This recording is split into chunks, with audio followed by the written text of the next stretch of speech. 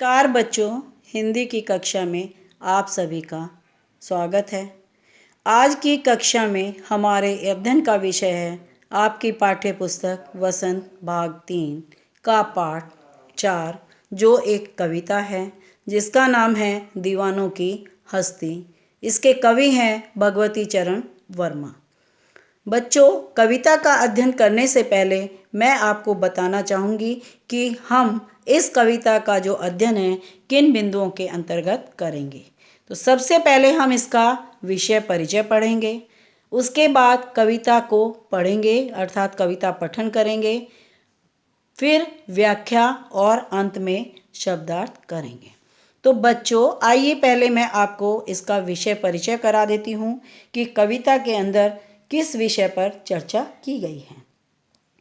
बच्चों, हर व्यक्ति के जीवन में मस्ती होनी चाहिए। मनुष्य को सारी चिंताएं छोड़कर मस्ती भरा जीवन जीना चाहिए। लेकिन बेटे, इससे भी आनंद व हर्ष का अनुभव होता है। जब आपके जीवन में मस्ती, आनंद होगी, सब कुछ होगा, तो आपको हर्ष व आनंद का अनुभव होगा। लेकिन ज़्यादा बेफिक्र जिंदगी जीना भी सही नहीं होता। क्यों? क्योंकि जिन कामों में हमें गंभीरता की ज़रूरत होती है वहाँ हमें गंभीर रहना चाहिए। क्योंकि जीवन में हर कदम पर हमें मौज मस्ती ही नहीं, कुछ जगह पर हमें गंभीरता की भी आवश्यकता होती है। तो हमें क्या है, गंभीर भी रहना चाहिए। और ये ज़्यादा मस्ती जो है कहीं ना कहीं हमारे जीवन में असफलता के द्वार खोल देती है।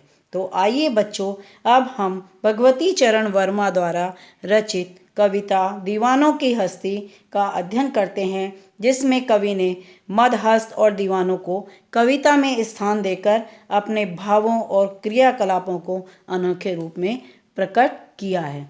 तो बच्चों, आइए हम अब अध्ययन करते हैं इस कविता का दीवानों की हस्ती। बच्चों, पहले हम इस कविता को पूरी पढ़ेंगे, उसके बाद हम इसकी व्याख्या करेंगे। हम दीवानों की क्या हस्ती है, आज यहाँ कल वहाँ चले, मस्ती का आलम साथ चला, हम धूल उड़ाते जहाँ चले। आए बनकर उल्लास अभी, आंसू बनकर बह चले अभी, सब कहते ही रह गए, अरे तुम कैसे आए कहाँ चले। किस और चले यह मत पूछो, चलना है बस इसलिए चले, जग से उसका कुछ लिए चले, जग को अपना कुछ दिए चले। दो बात कही दो बात सुनी, कुछ हंसे और फिर कुछ रोए, छक्कर सुख दुख के घूंटों को हम एक भाव से पिए चले। हम भिखमंगों की दुनिया में स्वच्छंद लुटाकर प्यार चले, हम एक निशानी उर पर ले असफलता का भार चले। अब अपना और पराया क्या, आबाद रहें रुकने वाले, हम स्वयं बंधे थे और स्वयं अपने बंधनों को तोड़ चले। तो बच्चों, ये हमने इस कविता का पठन पाठन किया, इस कविता को पढ़ा। अब आइए हम चलते हैं इसके व्याख्या पर कि हम कविता की व्याख्या किस प्रकार करेंगे। तो हम दीवानों की क्या हस्ती, आज यहाँ कल वहाँ चले, मस्ती का आलम साथ चला, हम धूल उड़ाते जहाँ चले। तो इस पंक्ति में जो है कवि भगवती चरण ने जो है दीवानों की मस्ती का वर्णन किया है कि किस प्रकार से जो हैं कवि ये दीवाने दुनिया में जाते हैं। हम दीवानों की अर्थात हम दीवानों की क्या हैसियत है, इसकी हमारी कोई अस्तित्व नहीं है। आज हम यहाँ हैं, कल हम वहाँ चलें, कुछ पता नहीं। हम मस्त मौला हैं अर्थात कहीं भी हम चल सकते हैं और हमारी कोई हैसियत भी नहीं है। आज हम यहाँ हैं, कल वहाँ हैं, हमारा कोई एक ठिकाना नहीं है। मौज मस्त रहने वाले लोग जो हैं अपने साथ खुशी का आलम अर्थात संसार में खुशी फैलाते चले जाते हैं, अर्थात जहाँ भी वो जाते हैं वहीं उल्लास और प्रसन्नता बांटते हैं। आए बनकर उल्लास अभी, आंसू बनकर बह चले, सब कहते ही रह गए, तुम कैसे आए तुम कैसे कहाँ चले।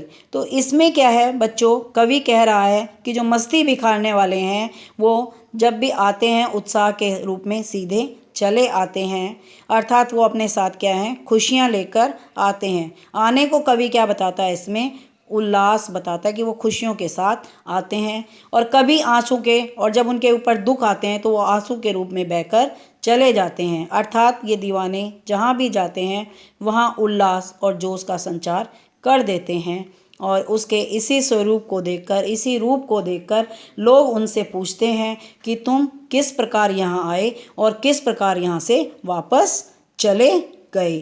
किस और चले यह मत पूछो, चलना है बस इसलिए चले, जग से उसका कुछ लिए चले, उसका अपना कुछ दिए चले। तो कवि कहता है कि वह किस दिशा में जा रहे हैं और क्यों जा रहे हैं, ये उन्हें नहीं पता, और ना ही उनसे ये पूछो कि वो क्यों जा रहे हैं, किस दिशा में जा रहे हैं। बस केवल इसलिए आगे जा रहे हैं कि उन्हें बढ़ते चले जाना है, और इस संसार में कुछ चीज़ें वो लेकर जाएंगे, अर्थात कुछ यादों को वो अपने साथ ले जाएंगे और कुछ यादों को वो इस संसार को देकर जाएंगे। दो बात कही, दो बात सुनी, कुछ हंसे फिर कुछ रोए, छक्कर सुख दुख के घूंटों को हम एक भाव से पिए चले। तो इसमें कवि कह रहा है कि हमने लोगों से कुछ बातें कहीं और कुछ लोगों की बातें सुनी। हमारी बातों को सुनकर लोग हंसे और हम उनकी बातों को सुनकर रोए, अर्थात जो हमें अच्छा लगा उससे तो हम खुश हुए, और जो हमें बुरा लगा उसको सुनकर हम रोए। हमारी बातों से लोगों को प्रसन्नता मिली, खुशियाँ मिली। हमने जो है सुख और दुख के घूंटों को एक ही समान भाव में पिया, अर्थात उसी भाव से हमने सुख को सहन किया और उसी भाव से हमने दुख को सहन किया, और ये हम स्मृति याद लेकर जो हैं एक प्रगति के मार्ग पर आगे चल पड़े। हम भिखमंगों की दुनिया में स्वच्छंद लुटाकर प्यार चले, हम एक निशानी सी उर पर ले असफलता का भार चले।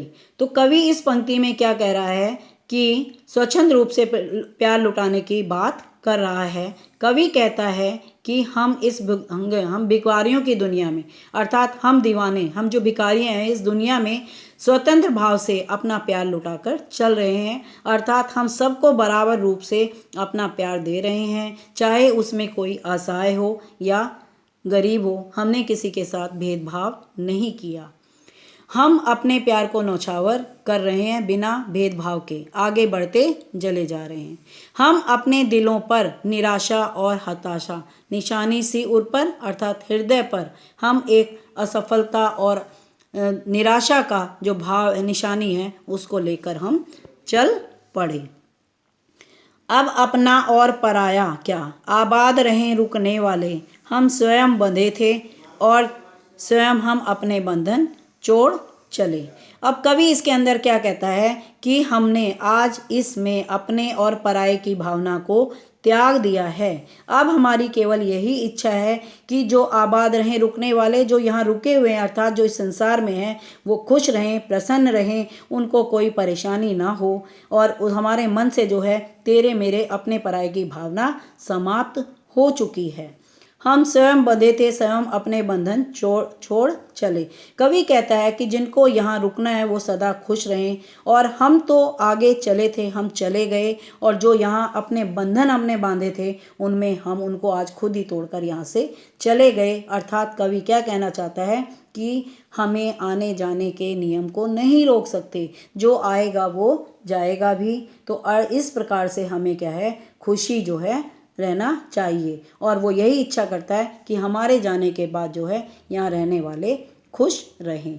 तो बच्चों, ये हमने इस कविता को पढ़ा, इसकी व्याख्या की। तो अब आता है कि हमने इसके अंतर्गत कुछ कठिन शब्द पढ़े जिनके अर्थ मैं आपको बताना चाहूँगी।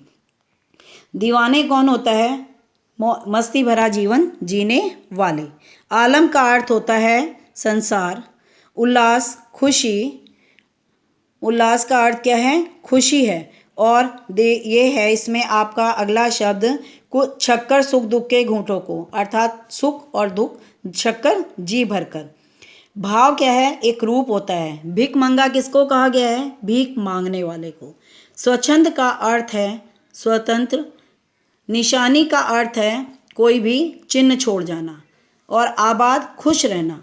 तो बच्चों, ये हमने इसके कठिन शब्द भी पढ़े और आपको ये अभ्यास का अध्ययन किया। तो अब इस कविता का आप खुद पठन करेंगे और जो मैंने आपको कठिन शब्द बताए हैं उन शब्दों के अर्थ आप अपनी नोटबुक में लिखेंगे।